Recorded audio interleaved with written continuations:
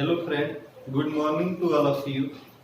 आप सभी का यूटीसी मैथ मस्ती पर स्वागत है। तो आज हम पढ़ेंगे भौतिकी में वेग के बारे में जानेंगे। वेग, तरंग। तरंग क्या है? तरंग बिना माध्यम को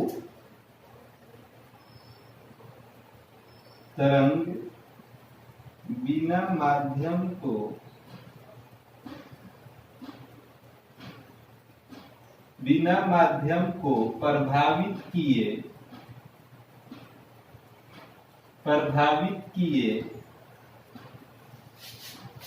अपने साथ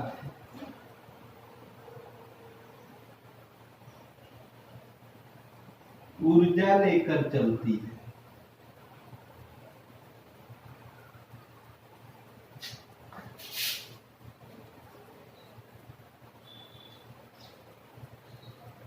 तो वेग, तरंग बिना माध्यम को प्रभावित किए अपने साथ ऊर्जा लेकर चलती है। हम बताए वेग के बारे में।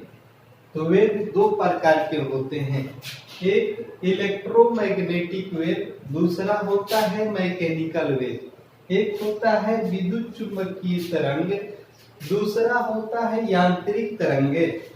पहला विद्युत चुंबकीय तरंगे, दूसरा यांत्रिक तरंगे। विद्युत चुंबकीय तरंग किसे कहते हैं? They do not require any material medium to travel. विद्युत चुंबकीय तरंगों को चलने के लिए किसी माध्यम, किसी पदार्थ की आवश्यकता नहीं होती है। They can travel in vacuum, यह निर्वात में भी चल सकती है। मैकेनिकल वेव, यांत्रिक ऊर्जा, they can't travel in vacuum, ये निर्वात में नहीं चल सकती है। यांत्रिक तरंगे निर्वात में नहीं चल सकती है। यांत्रिक तरंगे दो प्रकार की होती है, एक होती है अनुप्रस्थ, एक होती है अनुदैर्ध्य।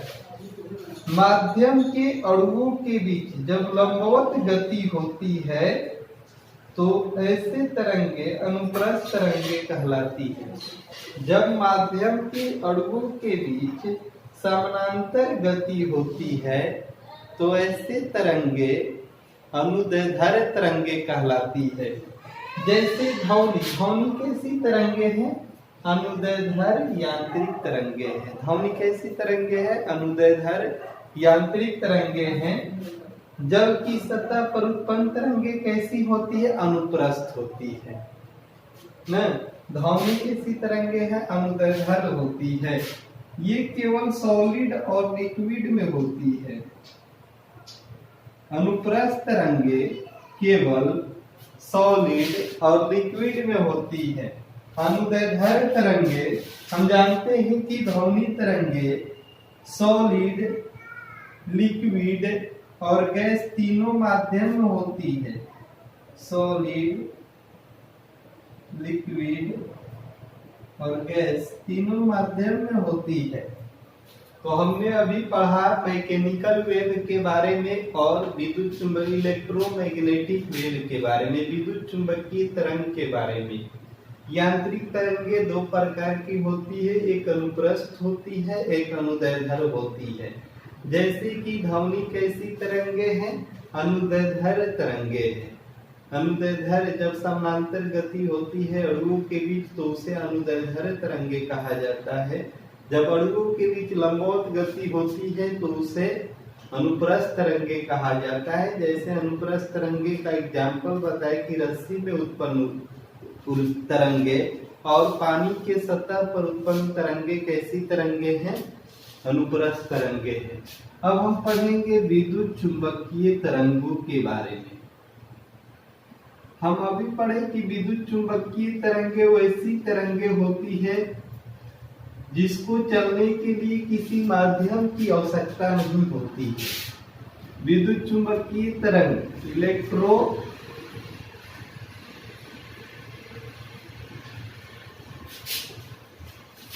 विद्युत चुंबकीय तरंग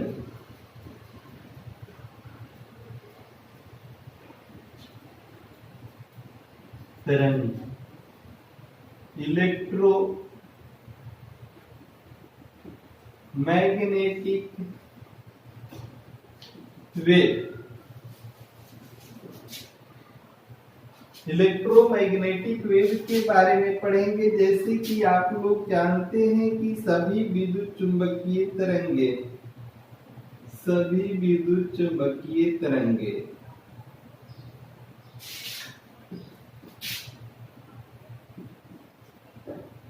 तरंगे अनुप्रस्थ होती है।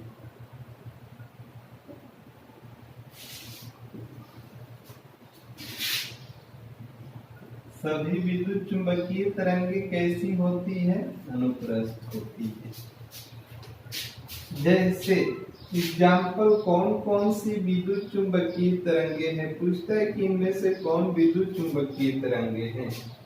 जैसे रेडियो तरंगे, 7 होती है विद्युत चुंबकीय तरंगे। पहला है रेडियो तरंगे, रेडियो वेव।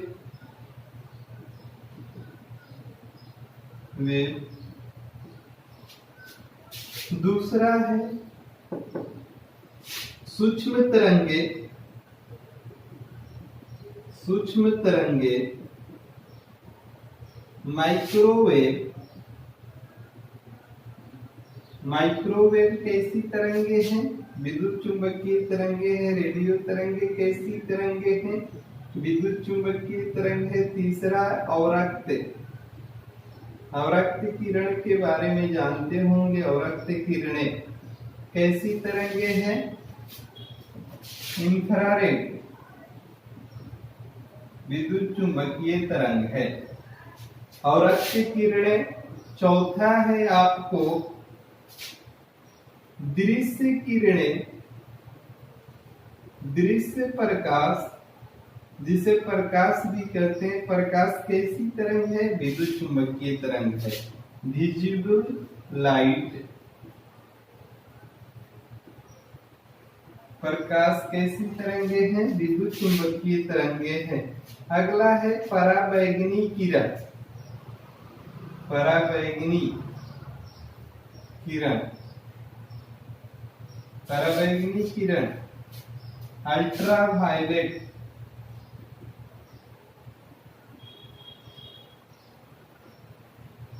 अल्ट्रावायलेट। छठा है एक्स किरण, एक्स किरण, एक्सरे कैसी तरंगे हैं? विद्युत चुंबकीय तरंगे हैं।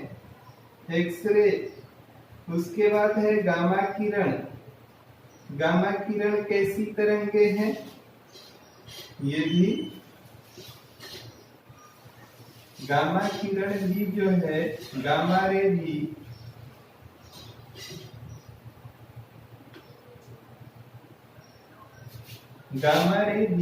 विद्युत चुंबकीय तरंगे हैं।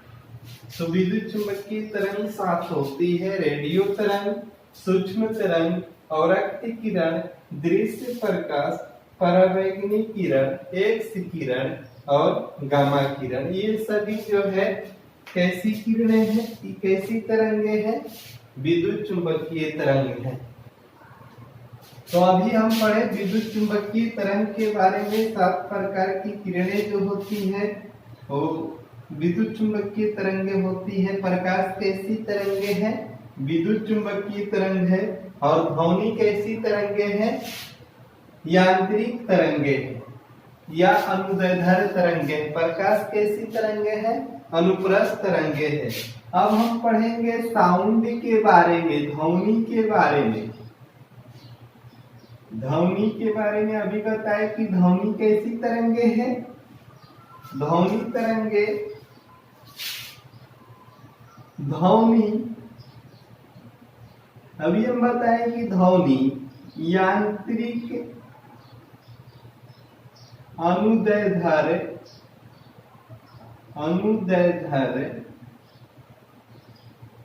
तरंगे हैं।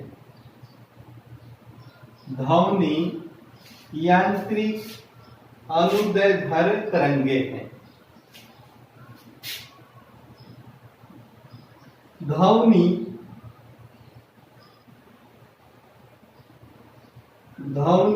ठोस, द्रव एवं गैस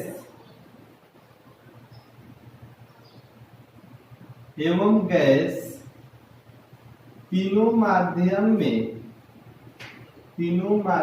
में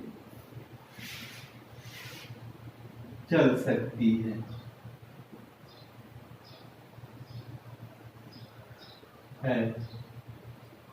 किंतु ध्वनि ठोस, द्रव एवं गैस तीनों माध्यम में चल सकती है, किंतु ध्वनि निर्वात में नहीं चल सकती है। ध्वनि निर्वात में नहीं चल सकती है। अभी हम पढ़े कि यांत्रिक तरंगों के लिए माध्यम की आवश्यकता होती है, तो ध्वनि जो है निर्वात में नहीं चल सकती है। ध्वनि सबसे अधिक इसकी चाल जो है, ध्वनि की चाल सबसे अधिक हम जानते हैं कि सबसे अधिक किसमें होती है, ठोस में, उसके बाद द्रव में, उसके बाद गैस में। ध्वनि की चाल सबसे अधिक किसमें होती है, ठोस में, उसके बाद द्रव में, उसके बाद गैस में होती है। तो आप लोग अब बताइएगा ध्वनि की चाल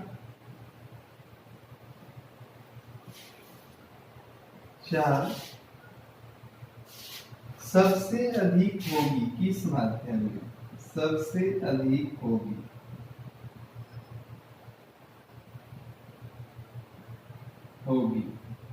हम यहाँ 4 क्वेश्चन लिखते हैं, 4 क्वेश्चन का आंसर आप लोगों को देना होगा। ध्वनि की चाल सबसे अधिक होगी। पहला क्वेश्चन है इन चारों में से निम्न में से किसमें ध्वनि की चाल सबसे अधिक होगी। पहला में लिखेंगे सॉलिड, ए ऑप्शन में, बी ऑप्शन में लिखेंगे लिक्विड, सी ऑप्शन में लिखेंगे गैस, डी ऑप्शन में लिखेंगे वैक्यूम। ध्वनि की चाल सबसे अधिक किस माध्यम में होगी, आप लोगों को बताना है। दूसरा क्वेश्चन लिखते हैं, यही क्वेश्चन रहेगा कि ध्वनि की चाल सबसे अधिक किस माध्यम में होगी। यहाँ ऑप्शन केवल बदल जाएगा, वाटर, एयर, स्टील,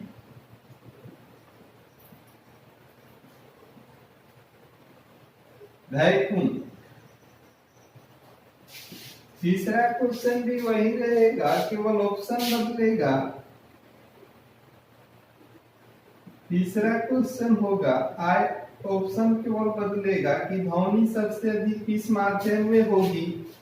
तीसरा में आयरन, बी में स्टील, सी में डायमंड, डी में यूरेनियम। किस माध्यम में ध्वनि की चाल सबसे अधिक होगी। पहला में लिखे हैं हम solid, liquid, gas, vacuum. Second number में लिखे वाटर, एयर, स्टील, वैक्यूम। 3 में लिखे हैं आयरन, स्टील, डायमंड और यूरेनियम। आप लोगों का इसका आंसर देना है। हम जानते हैं कि 1 और 2 का आप लोगों को आंसर मालूम होगा। 3 का हम कमेंट बॉक्स में बता देंगे, नहीं आएगा तो आज यहीं पे अपना वीडियो समाप्त करते हैं। वीडियो को लाइक करें, शेयर करें, सब्सक्राइब करें। Thank you.